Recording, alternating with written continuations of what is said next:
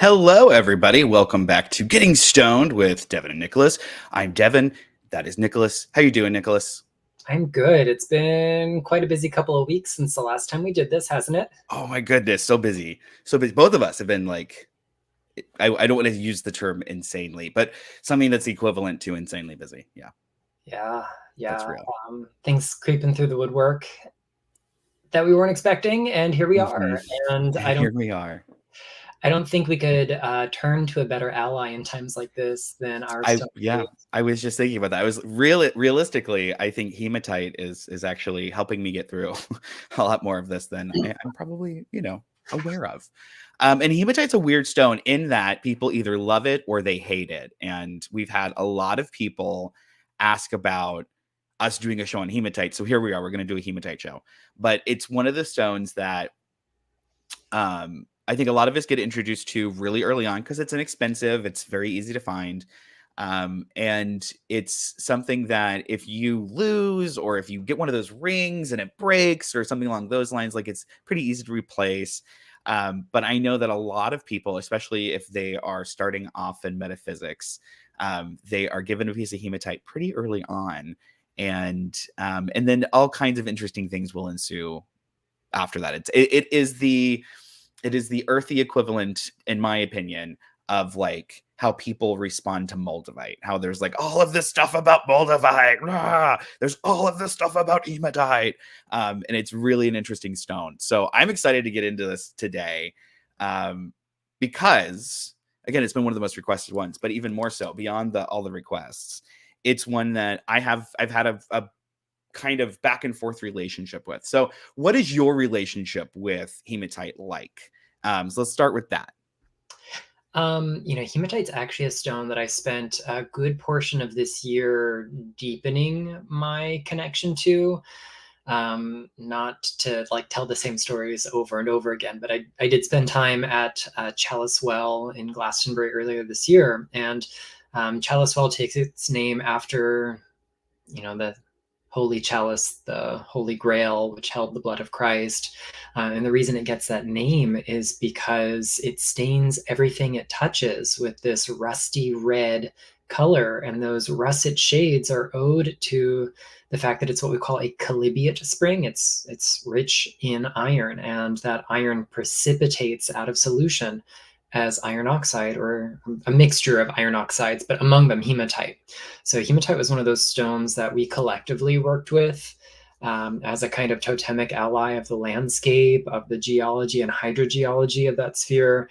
And I have a really newfound appreciation for it. I feel a lot of gratitude for embodiment, for having this physical vehicle, which sometimes feels really cumbersome, especially when there's weird health stuff that comes up and all kinds of chronic things that influence us as human beings. As we embrace spiritual paths of different flavors and perspectives, we sometimes feel kind of weighed down by our body. And hematite is a stone that's gotten me to maybe feel a little bit more appreciation for having a body, because it's only through that body I have agency to get stuff done. Yeah, yeah, absolutely. And I love that you put it that way because it is such a stone that the body has a response to. I mean, about all the stones that are out there, I think that's why when we were talking about people having that like moldavite response, moldavite. I think the reason why people have an hematite response when they get to play with it for the first time is because you can physically feel something when you're working with hematite. And it also hematite contains something that our bodies contain and very much need. And so there's this other relationship that I think we as humans, as mammals, have to something like hematite. So hematite and magnetite are both types of iron ores, and so we extract iron from these stones. And so there's something from a magical perspective. Iron is kind of is kind of tricksy, for a couple of reasons. It's used in some traditions as something that's very like Piercy, and it can be used for exorcisms and things like that. And then in other traditions, it just nullifies energy. And so, that's something you can do, or you can hammer like an iron spike into someone's footprint. That's the old lore, right? To get them to stop in their tracks, things like that. So iron has this long-standing magical relationship to it, and we can find it in hematite in abundance, but also in magnetite. So the relationship with hematite itself, obviously, so hematite and magnetite. Let's talk about those two things. So, do we often find hematite and magnetite together, or are they something that are found kind of desperate, or separate from each other, or is it something that actually they tend to grow together? Um, I would have to review data to give like a really firm answer on this, but my understanding Yeah, is that they form under different I would think so. circumstances. And because of those differing circumstances, we don't usually see them combined. That's what I thought. There are other iron things that happen together. We have like field ID terms like limonite is not a valid mineral Hmm. species, but it's useful in the field because it refers to hydrated iron oxides as well as iron hydroxides. Hmm. Not exactly the same thing, which can form as an alteration of hematite or even magnetite or other compounds. Hmm. So we sometimes see them happening in sequence, and there are some really famous pseudomorphs where hematite has replaced magnetite. Uh, Hmm. Pseudomorphism is a really fun thing where what we end up with is a crystal with the wrong shape because it has retained the external form, like making a fossil. When we Hmm. have silica come in and preserve a tree trunk, it maintains the outer shape and the inner shape of that tree trunk. Hmm. And so we get petrified wood, even though it's no longer organic tissue. It's the same thing with pseudomorphism. So that is one instance where I see a close association between magnetite and or paramagnetite and Hmm. hematite, wherein the latter has replaced the former too. Yeah, absolutely. That's exactly what I thought. So the when we're I guess what I'm trying to get at is when we like in the West, when we're talking about iron ore and we're talking about the I mean, because the Iron Age was a big deal, was a huge deal, right? And so when we're talking about hematite, we're talking about ores, we're talking about human evolution, our species, and all. They're pretty connected. There's a lot going on there. There's a lot of friendship and back and forth that's happening in a very real big way. And so we actually owe a whole lot as a species to stones like hematite and magnetite. Yeah, we have pretty early evidence of iron craft, but not from terrestrial sources. So, like Hmm. meteoritic iron has been used at least as far back as like more than 5,000 years ago, about Mm. 3,200 BCE. I think we've got some iron artifacts that are found in present day Egypt, but they were smelted from already fairly pure iron in the form of nickel iron meteorites. And it's not until kind of sporadically in the quote unquote copper age, the Mhm. Chalcolithic, that we start to see the really focused extraction of iron from ores. And although it is supremely abundant, there's a lot more iron on the surface in ore form than there is copper. But Mhm. the temperatures required are so much greater that it's much more difficult to extract. So Mhm. it's not really until a later period in human history, what we collectively kind of deem the Iron Age, that we see a strong tendency for favoring iron over other metals and alloys. And hematite, magnetite, limonite, goethite, other iron compounds are some of the most important ores for that. Um, but Mhm. it took a lot of trial and error to get fires hot enough to break down those host rocks and separate the iron from the rest. Yeah. So extremely high temperatures are involved in the process of extraction. And it isn't something that just happens like instantly. It's definitely a very slow burning, hot burning process, right? Yeah, it's 1250 Celsius, like 22 something, 2,200 plus degrees Fahrenheit. So it's hot. It's really hot.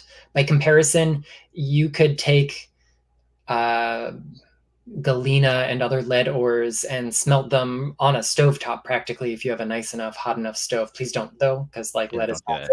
toxic. But you can melt lead on the stove. Uh, Mhm, you cannot do that with iron. We use steel cookware for a reason. Steel being mhm, composed predominantly of iron because of its durability and its resistance to those things. And it's probably a combination of that, we'll say, ability to withstand the erosive nature of time on the one hand in really mhm, refined forms of iron versus the softness that we see in minerals like hematite, that give us some clues as to iron's symbolism and mythology over the eons. mhm. So let's take a look at some of these pictures. So we're going to start with this one that we're pretty sure this is a just a raw chunk of unrefined hematite. And we say we're pretty sure because we this is what it looks like in the photo. This is what I downloaded. But at the same time, it's one of those. It is kind of a tricky stone, so this could be something else. But this looks like what we would find just kind of hanging out raw for the most part if it was exposed early on. But there are examples that we have where it wasn't necessarily exposed to the elements, and so the rust and the things haven't really taken place. So how often is rust a problem for something like hematite? So, in normal life, um, rust is the byproduct of pure iron oxidizing in a water-rich environment. Hematite is more or less the same chemical composition of rust. So there's a little bit of a persistent myth that says hematite will rust if left exposed to water, and that's not true because it already is that substance, just Hmm. in mineral form, in a more refined and more stable form. Can it break down on exposure to water? Yes, but it won't itself rust. It'll produce other mineral byproducts, and I think this is the difference between understanding the chemistry and just using that as a colloquial expression. But, Yeah. a polished chunk of hematite um, placed in your bath water is not going to rust instantaneously. It is not going to make you ill. Something like Yeah. this would be relatively water safe. But, at the end of the day, unless you really know your chemistry, let's just not put rocks in water.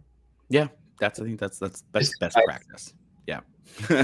Here's another piece. So this it's a little rough, right? So I mean, in the fact that it's got these bumps on it and things like that. Um, the piece that I have right now, I mean, one of the things that we do with hematite is the scratch test. So let's talk about the scratch test. So what are we looking for? So if we were to get a piece of hematite and another piece of hematite, and I were to and there'd be like a little thing made, a little mark. But I could very easily just buff it out or wait an extended period of time and it'll kind of do it itself. So what's going on there? What's that about, Nicholas? That's crazy. Well, it comes down to mineral hardness and toughness and tenacity, which, although they sound like the same thing, really aren't. And one of the things that we'll take advantage of, especially in softer minerals, so that you can do it in more durable ones if you have the right tool set for you, is you can do what's called a streak test by scraping a piece of hematite or another mineral on a piece of unglazed porcelain. We usually use white and black tiles because some streaks show up better against a black background and some on white. But if you just go to the local hardware store and get a piece of unglazed ceramic tile, you can take hematite on it. And when we do this kind of streak test and scrape it on that surface and scratch little bits off, we understand where it gets its name. So the base color of the mineral is kind of gray or black, but the powder that it produces is a deep, deep red. And we suspect that early people attempting lapidary work, polishing, drilling, cutting hematite, we would do this with water to prevent the stones from overheating and cracking. That water would turn bright red. And so it would resemble blood. And hematite literally means blood stone, taken from Greek, from the Greek root hemaloi, which means blood, and lithos, or light, meaning stone. So hematite is a contraction of hemaloi and lithos. And so it is a bloodstone. And so we've got ancient references to something called bloodstone that we assume are that variety of green jasper with red flecks, and Mhm. sometimes they are. Lots of times they aren't. Mm-mm. And we have to be discerning readers and discerning historians and discerning linguists to know what people had access to. We have to also know a certain amount of like geo-regionalism and know what Mhm. rocks were available to the people writing these texts, and where they borrowed their ideas from, which is a whole other conversation. But hematite has this really martial influence, maybe we'll say Martian influence, in that ripe blood red color, kind of Mhm. reminding us of what happens on the battlefield, reminding us of the physicality of our own bodies. I mean, Mhm. our blood is red because of iron pigments as Because of well. iron, yeah. Yeah. Mhm. No. Absolutely. So we're used to seeing it in like raw chunks, like you showed, or those super polished kind of tumbled pieces, right? Um, this is a particularly good piece. I got this. We went to Tucson, last trip to Tucson, and they had really heavy hematites, and I'm used to hematite being like light. The little chunks I would get. This stuff is like really heavy, and so I'm in love with it because it just it feels different. It has a completely different vibe.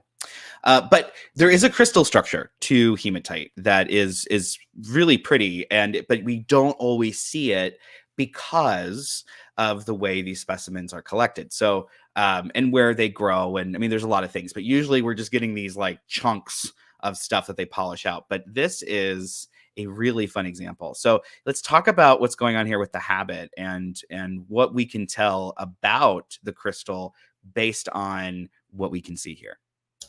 Yeah. So, we see these stacked kind of platey aggregates of crystals, and if we could kind of imagine the lines underneath all those overlapping plates, we could draw a kind of six-sided overall, we'll say, cross section of these crystals. But they're not hexagonal minerals. They're actually trigonal minerals like quartz, which means they have a stronger threefold symmetry than they do a sixfold symmetry. So they belong to the same crystal structure group as calcite and quartz and lots of things that are going to be in your crystal healing toolbox. And they can make these little platey aggregates like this. They sometimes form little rosettes, which are affectionately known as iron roses. I'm quite fond of those. There are a handful of places where they're really good examples of them. We also get like miniature version of these little platelets that kind of fill in all this space, and that makes something called specular hematite, also just known as specularite. And that comes from the Latin word speculum, meaning mirror, because it is so reflective. It's like glitter that got compressed together, where the glitter is, if magnified, more or less the same shape as what you see on the screen here. I love this. I was just looking up iron roses. I'm like, oh, that's right. Iron roses. Those are quite gorgeous. Yeah, look at that. Oh, So I've got some here with bah, bah, some bah, bah. quartz, and then some specular hematite is this stuff that's Mhm. real shiny. And then, Very after cool. you put it down, your hands have glitter on them You have because glitter on that's them. a Yeah. free gift of purchase. Hmm. Yep. That comes with it. And then there's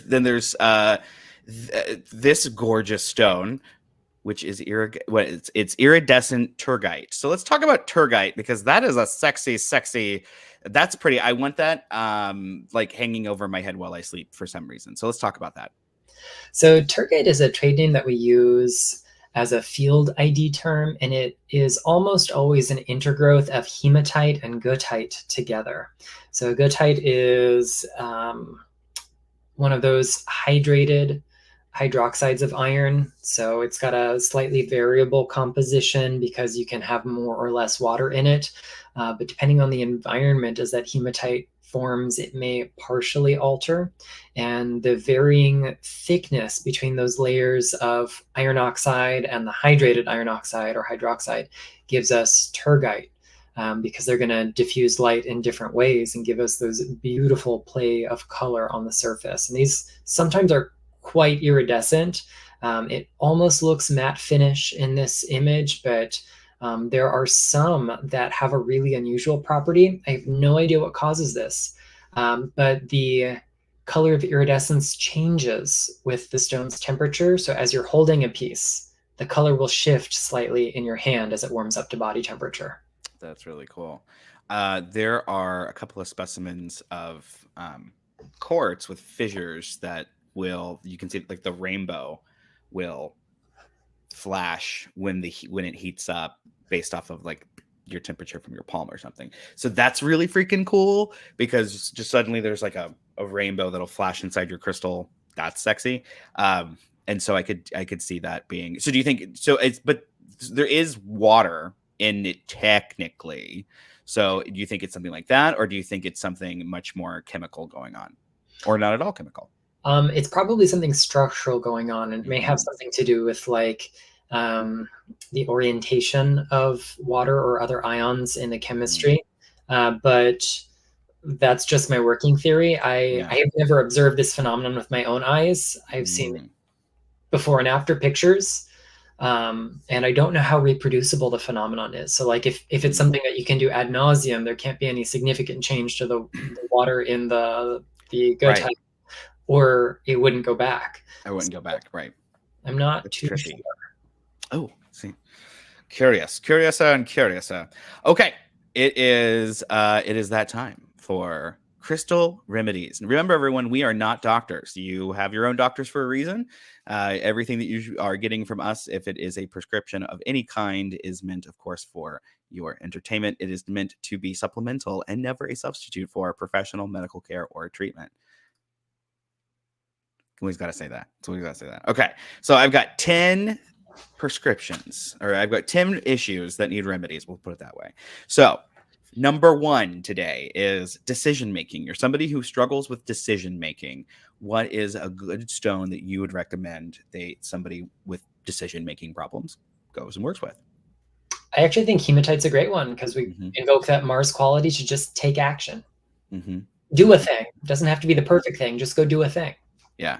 I am, especially with my ADHD, I've kind of been hacking into, believe it or not, petrified wood for things like this. And the reason being that the history is solid, it is stable. And so a lot of the decision making stuff is, do you feel safe? Do you feel confident? Do you feel rooted in your knowledge base and your things? And so working with petrified wood has been this really wonderful coach kind of energy for me, especially with my ADHD. So that's been pretty cool. And I just wanted to share that.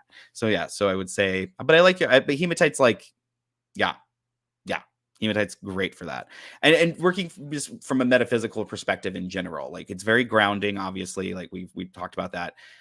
So of course it would help with things like decision making. But from a physical healing point, because we didn't go into that, and before we go into the rest of the remedies, if you're into that stuff, what would you recommend hematite for from a physical healing perspective?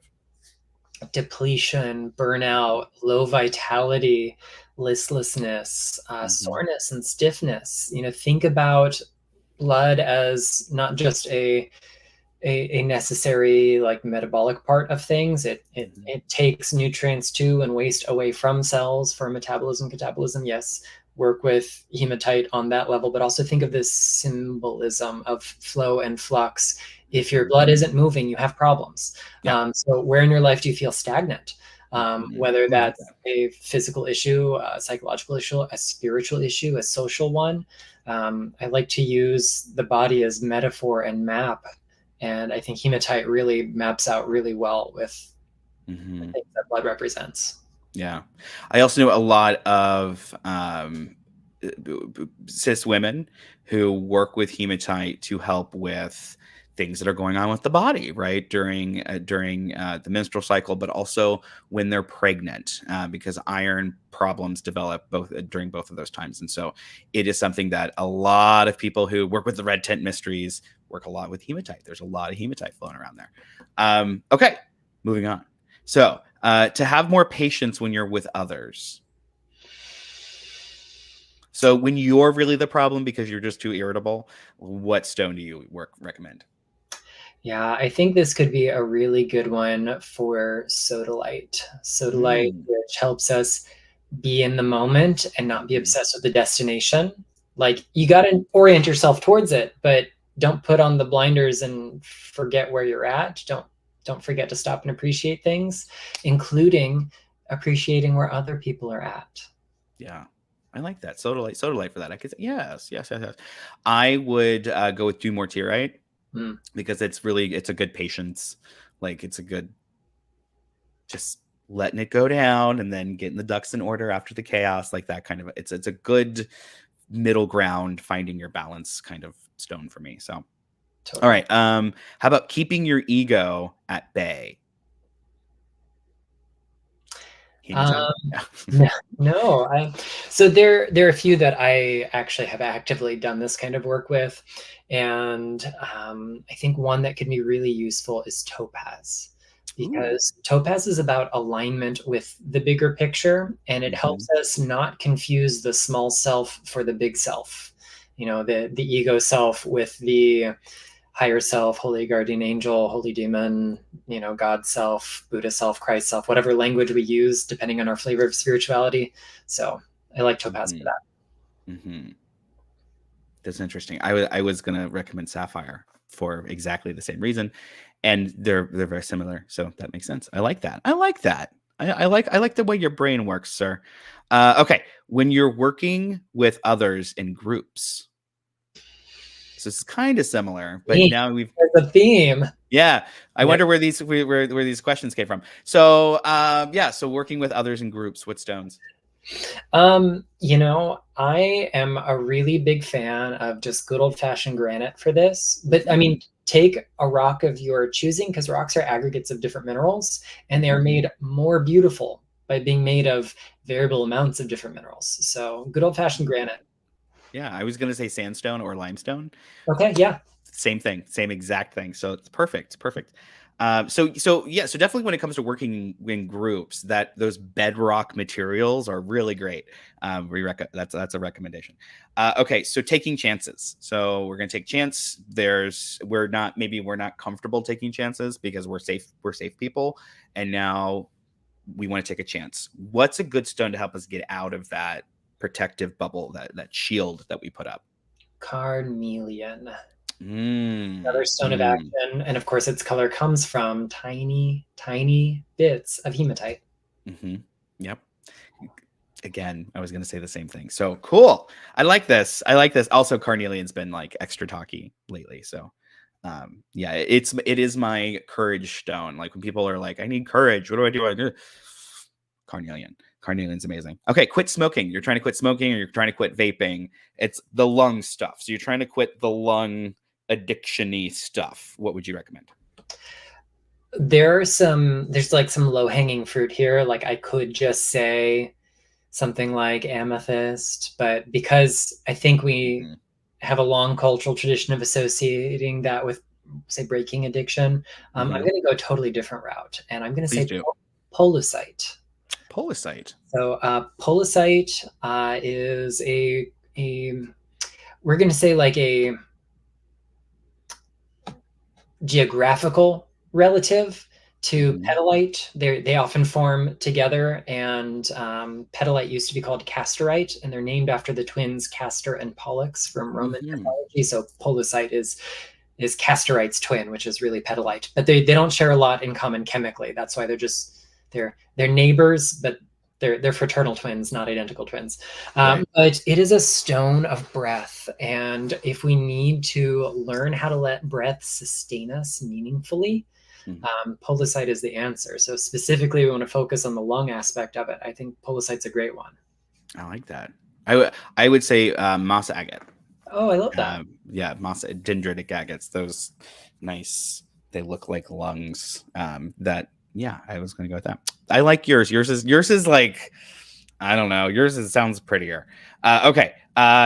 Safety while traveling on a subway. So specifically, you're on a subway. Subways are a little creepy. They're different than buses and planes and taxis and cars. Subways are their own thing. So when you're traveling on a subway and you want that little extra piece of protection, what are you recommending to people? Black moonstone. Black moonstone. Ooh, ooh, unexpected. Please explain. So moonstone is a traditional traveler's talisman, which we talked about in Mhm. our moonstone episode. But I like black moonstone symbolizing the descent into the underworld that we're literally doing with the subway. It is below us, the way beneath us. So Mhm. that would be my choice. Yeah. So I'm gonna say something people are gonna be like, "What?" I'm gonna say hematite, and the reason why is that hematite has a very aggressive. So we receive it because like when we need that soft hematite energy, that's what we get. But hematite can be incredibly aggressive because it does have all that iron in it. And so what I like to do is I keep hematite with me when I travel in like high intense situations where I'm gonna be crowded because I like to use it to like energetically send iron spikes out in all of the directions. It makes me very, very irony and pokey. And then people don't want to sit next to me. And I like that. So yeah, so I would actually say hematite. But I love your answer. Of course, we all know that I love Black Moonstone. Okay, to help reach deadlines.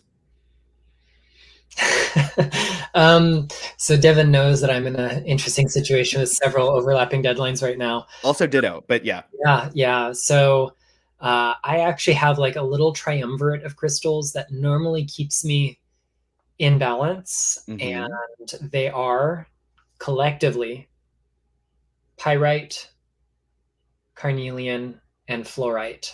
And I only have one of those on my desk right now, and I think maybe this is the signal that I should like put all three up here again.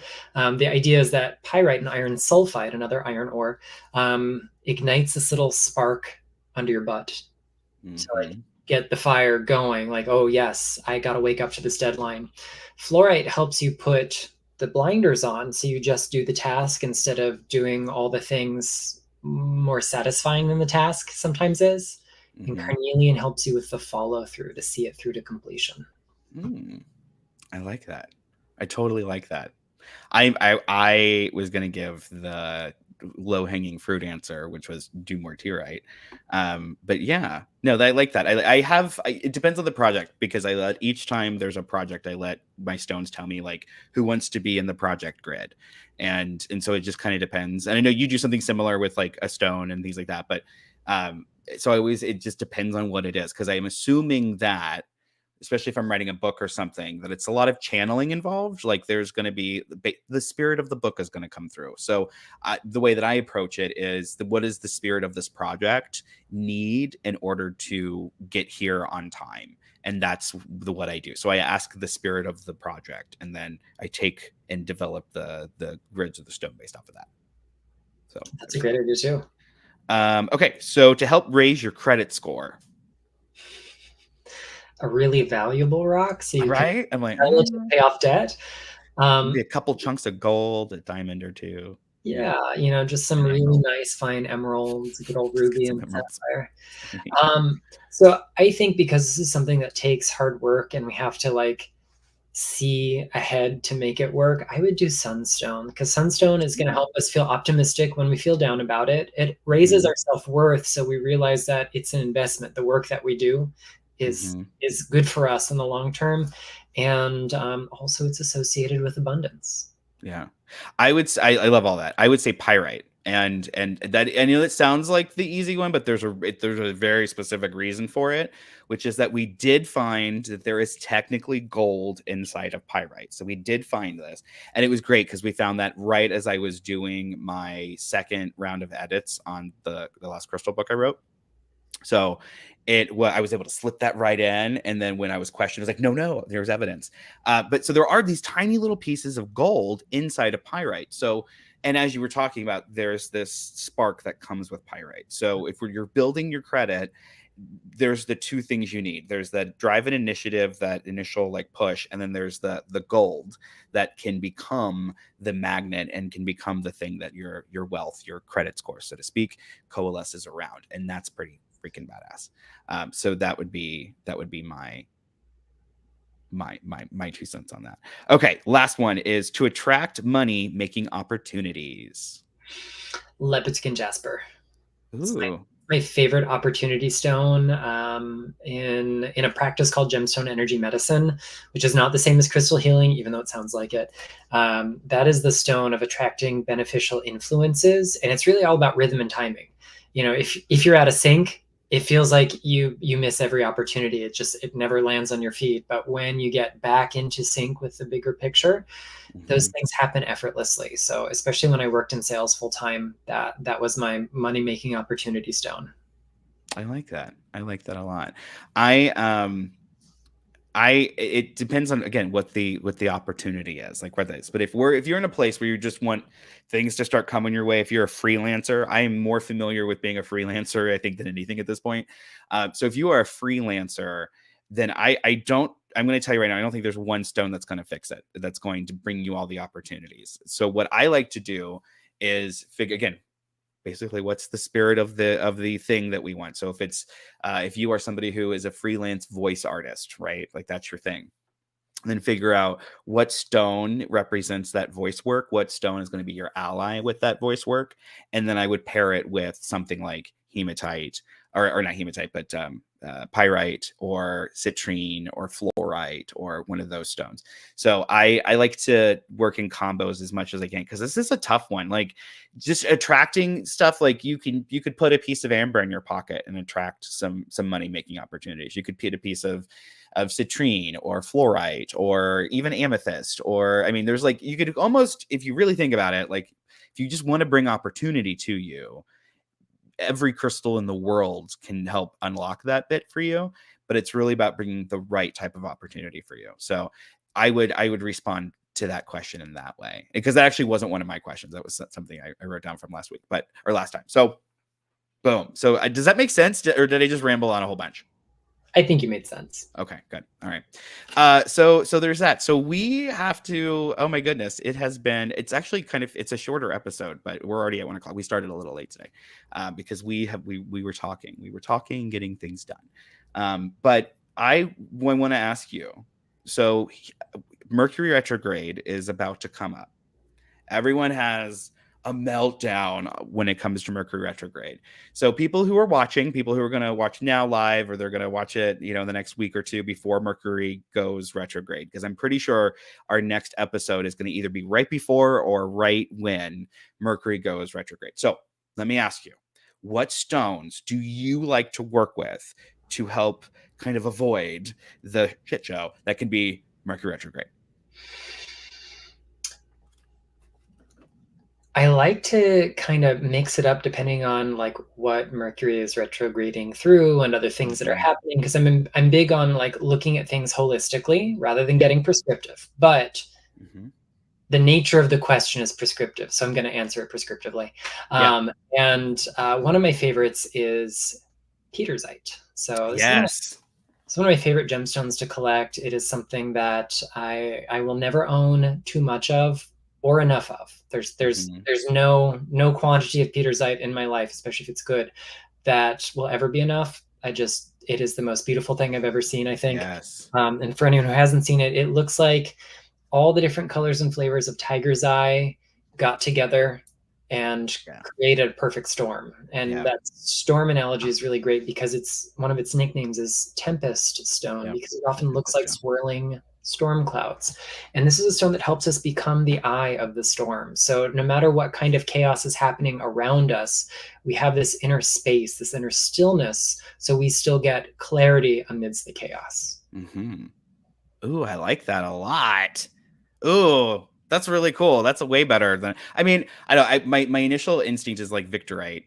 Or what is it? Am I saying that right? Yeah, it's Victorite. That's pretty sweet. I like me some Shungite Mm. for Mercury retrograde purposes. And there's a lot going on with Shungite and Mercury, and so you can get all around with that. So if you're somebody who, most people who are like mid-grade collectors have some Shungite, and Shungite's a really fun thing to be working with, in the way that it's supposed to help like reflect and help take care of electromagnetic wavelengths and things like that, and radio waves. It does that for Mercury retrograde juju. So I definitely like to keep that kind of on me. But those are the ones that I kind of run to, I think, more than anything. But it depends on what it's going through. Because like if Mercury goes retrograde in Libra, it's going to be a very different experience than if it goes retrograde in Sagittarius. And so what you need, I would say, does depend on that. But how do you go about formulating that for yourself? Like, So let's say, just hypothetically, Mercury is going to go, well, what is it going retrograde in now? I can't remember. I want to say it's like, I hope it's not Pisces. I think it's Pisces, but let's find out. Look it up. Yeah, we're looking it up right now, aren't we? All my technology is being used to live stream. So our next one is going to be blocked by a million pop-ups, apparently.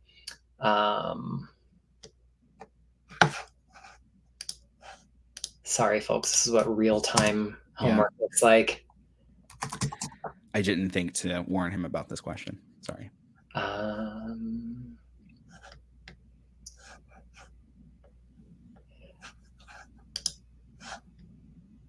Yeah, Google is entirely unhelpful at the moment. I know. So when you want an just take a answer. look at an ephemeris, and that would solve the problem. But let's talk about how we can do this kind of thing through synthesizing stones using combinations. So a couple ways through is you pick the stone that most represents the calm of the storm for you, whether that's neutralizing the effects of something like shungite, or maybe you like my idea of petersite, or just pick a really strong mercurial crystal, something like tourmaline, agate, fluorite. These are all gems that have strong associations with the planet Mercury over the years. And then also pick a stone that represents the sign or house that it's moving through. You can do that either by the astrological sign or through its planetary ruler. So if you've got Mercury moving through Libra, for example, you can pick a Venusian stone, something that's rich in copper, maybe like azurite or malachite or chrysocolla, or you could pick another stone that is mythically linked through some other kind of symbolism. Maybe something like emerald is my favorite Venusian stone. You could pick rose quartz, of course. And then another way to do this, rather than kind of bringing two stones together, is to ask yourself, what does this transit mean to you personally? And I think we get too prescriptive about this kind of stuff, generally speaking, and we don't stop and personalize it. We don't stop to think about, okay, well, all of that is well and good on paper, but what's going on in my life when this is going through Virgo or Leo or literally it's in Virgo. So Mercury is going retrograde in Virgo on the 23rd. And so there we go. So Virgo. And that's a mercurial sign. Yeah. So you could definitely, I would say, mix it with a nice earthy stone. Mercury is not a very earthy planet, and yet it rules an earth sign. And you definitely want some extra grounding support for something like that. I would suggest maybe a black or brown tourmaline, as opposed to other colors which are more traditionally associated with Mercury. And fluorite is probably my favorite Mercury gem. If you can find some really good rainbow fluorite that has broad spectrum colors, or go for something entirely different and get yourself some brown fluorite, which is no longer on my desk. You can find some really stunning examples of like root beer brown fluorite. Root beer fluorite, yeah. Clay Center, Ohio, and a few other spots. They would be really good allies, I think, for keeping your mind grounded in a period that might incline it to do the opposite. Very sweet. Yeah, that's it. Boom. Yeah, exactly. Okay, everyone. Well, I thank you for joining us for this episode of Getting Stoned with Nicholas and Devin. We will be back in about 2 weeks with another stone. You can always send us your suggestions. You can just email me at devin@modernwitch.com, and I would be more than happy to take your recommendations and add them to our list of upcoming shows. Thank you so much for tuning in. Do not forget, Nicholas and I both have books that are available everywhere that books are sold. And we love reviews. So if you are somebody who appreciated anything from our books, please do not hesitate to drop a review on Amazon or Goodreads, because those things are very helpful. But more than anything, telling your friends about us, telling your friends that we have books out there and that they might want to get those books even from their local library. All of those things are super helpful. And you could be a big help to us by taking care of that and doing those things for us. So lots of love. Thank you so much. We will see you in about 2 weeks. And until then, play with lots of stones, be kind to each other, and we will see you then.